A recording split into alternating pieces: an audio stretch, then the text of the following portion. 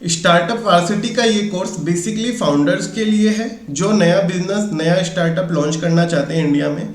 इस कोर्स में मेनली ये कवर है कि आपको इंडिया में स्टार्टअप कैसे रजिस्टर करने, कौन सा कॉन्स्टिट्यूशन आपके स्टार्टअप के लिए बेस्ट रहेगा, आपकी फंडिंग रेज करने में हेल्प करेगा, आपको angel investors and venture capitalist से मिलने में मदद करेगा।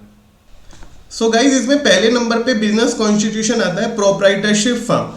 प्रोप्राइटरशिप फर्म में वन मैन की ओनरशिप रहती है और इसकी कोई सेपरेट लीगल एंटिटी नहीं होती। इसमें प्रोप्राइटर की लायबिलिटी अनलिमिटेड होती है और इसका प्रॉफिट एंड लॉस प्रोप्राइटर को ही बेयर करना पड़ता है क्योंकि इसमें कोई सेकंड पर्सन इन्वॉल्व नहीं होता। प्रोप्राइटरशिप फर्म का मेन बेनिफिट ये है कि इसमें कंप्लायंसेस लेस होते हैं। आपने अगर जीएसटी रजिस्ट्रेशन नंबर ले रखा है तो आपको मंथली या क्वार्टरली रिटर्न फाइल करना है और आपको ईयरली एक आईटीआर फाइल करना है, तो इसके कंप्लायंसेस खत्म हो जाते हैं। जो अर्ली स्टेज स्टार्टअप होते हैं जिनके पास फंडिंग नहीं होती,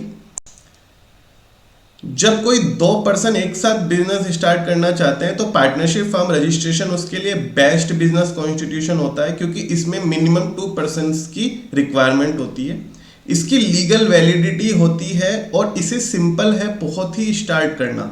इसके अंदर कंप्लायंसेस भी प्रोप्राइटरशिप फर्म रजिस्ट्रेशन की तरह कम होते हैं। आपको ईयरली अपना आईटीआर फाइल करना होता है फर्म का, और अगर आपने जीएसटी रजिस्ट्रेशन नंबर ले रखा है पार्टनरशिप फर्म का तो आपको मंथली या क्वार्टरली रिटर्न फाइल करना हो। इसमें एक पार्टनरशिप डीड साइन होती है पार्टनर्स के बीच में, जितनी भी टर्म्स एंड कंडीशन होती है अपने बिजनेस को लेके, कौन सा पार्टनर कितनी पार्टनर्स कैपिटल लगा रहा है, प्रॉफिट शेयरिंग रेशो क्या रहेगा, आप बिजनेस में से पैसा कैसे निकाल सकते हैं। अगर कोई तीसरा पर्सन ऐड होता है पार्टनरशिप फर्म में तो उसे ऐड करने का क्या method. Partnership deed partnership firm की बैकबोन होती है और अगर कोई 2 पर्सन मिनिमम कैपिटल के साथ विदाउट फंडिंग बिजनेस स्टार्ट करना चाहते हैं तो पार्टनरशिप फर्म उसके लिए बेस्ट बिजनेस कॉन्स्टिट्यूशन है।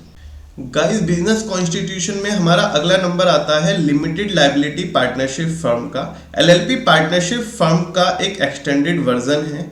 इसके अंदर भी मिनिमम 2 पार्टनर्स की रिक्वायरमेंट होती है। उन पार्टनर्स की लायबिलिटी लिमिटेड होती है, उनकी पर्सनल एसेट्स पे कोई भी थ्रेट नहीं होता in case of any loss. Limited liability partnership firm की ऑडिट रिक्वायरमेंट भी अलग है। लिमिटेड लायबिलिटी पार्टनरशिप फर्म को क्रिएट करने के लिए हमें एमसीए से अप्रूवल लेना पड़ता है और इसकी ऑडिट रिक्वायरमेंट भी डिफरेंट है। अगर आपका partners contribution is greater than 25 lakh है और आपका annual turnover is greater than 40 lakh है तभी आपको एलएलपी का ऑडिट कराना मैंडेटरी है। एलएलपी इंडिया का एक हाईली पॉपुलर बिजनेस कॉन्स्टिट्यूशन है। अगर कोई 2 पर्सन मिलके कोई बिजनेस स्टार्ट करना चाहते हैं और उनको कंपनी लेवल का रिकॉग्निशन चाहिए होता है तो एलएलपी उसके लिए बेस्ट ऑप्शन होता है। एलएलपी एक कंपनी लेवल का स्टेटस प्रोवाइड कराता है और इसके कंप्लायंसेस भी काफी हद तक प्राइवेट लिमिटेड कंपनी लेवल के होते हैं। गाइस, बिजनेस कॉन्स्टिट्यूशन में हमारा नेक्स्ट नंबर आता है प्राइवेट लिमिटेड कंपनी का। ये मोस्ट पॉपुलर बिजनेस कॉन्स्टिट्यूशन है। अगर 2 या 2 से ज्यादा फाउंडर्स और को फाउंडर्स मिलकर कोई बिजनेस स्टार्ट करना चाहते हैं जिनकी फ्यूचर में फंडिंग रेज करने की भी प्लानिंग है तो प्राइवेट लिमिटेड कंपनी उसके लिए बेस्ट ऑप्शन होता है क्योंकि इसमें इन्वेस्टर्स को ऐड करना एंड इक्विटी को एलोकेट करना बहुत ही ईजी होता है। प्राइवेट लिमिटेड कंपनी इन्वेस्टर्स को बहुत इजीली अट्रैक्ट करती है क्योंकि इसका सोशल रिकॉग्निशन काफी अच्छा माना जाता है। ये एक सेपरेट लीगल एंटिटी होती है और इसको स्टार्ट करने के लिए भी मिनिमम 2 पर्सन्स की रिक्वायरमेंट होती है। प्राइवेट लिमिटेड कंपनी अपने सब्सक्राइबर्स को लिमिटेड लायबिलिटी प्रोटेक्शन प्रोवाइड कराती है। इन केस ऑफ लॉस उनकी पर्सनल एसेट्स पे कोई भी तरीके का थ्रेट पैदा नहीं होता। सब्सक्राइबर की कैपिटल के हिसाब से उसे नंबर ऑफ शेयर्स एलोकेट कर दिए जाते हैं। प्राइवेट लिमिटेड कंपनी में मिनिमम 2 डायरेक्टर और 2 सब्सक्राइबर की जरूरत होती है। 2 डायरेक्टर और 2 सब्सक्राइबर दोनों सेम भी हो सकते हैं एंड अलग अलग भी हो सकते हैं। प्राइवेट लिमिटेड कंपनी एक बहुत ही हाईली मेंटेनेंस बिजनेस कॉन्स्टिट्यूशन है। इसको फॉर्म करते ही आपको एक ऑडिटर का अपॉइंटमेंट करना पड़ता है। इसके साथ ही ऑडिटर के साथ साथ आपको केवाईसी फाइल करना होता है, एनुअल फाइलिंग करानी होती है, जीएसटी रिटर्न फाइलिंग करानी होती है और इनकम टैक्स रिटर्न फाइल करानी होती है। अगर आपके बिजनेस कॉन्स्टिट्यूशन को सिलेक्शन करते समय आपकी प्लानिंग ये है कि आपको फ्यूचर में फंड को रेज करना है, अपने बिजनेस को बड़े नेक्स्ट लेवल पे ले जाना है, इंटरनेशनल या नेशनल लेवल का रिकॉग्निशन अपने बिजनेस को दिलवाना है, तो प्राइवेट लिमिटेड कंपनी एक बेस्ट बिजनेस कॉन्स्टिट्यूशन है। सो गाइज, ये हमारा एनालिसिस था popular business constitution in India.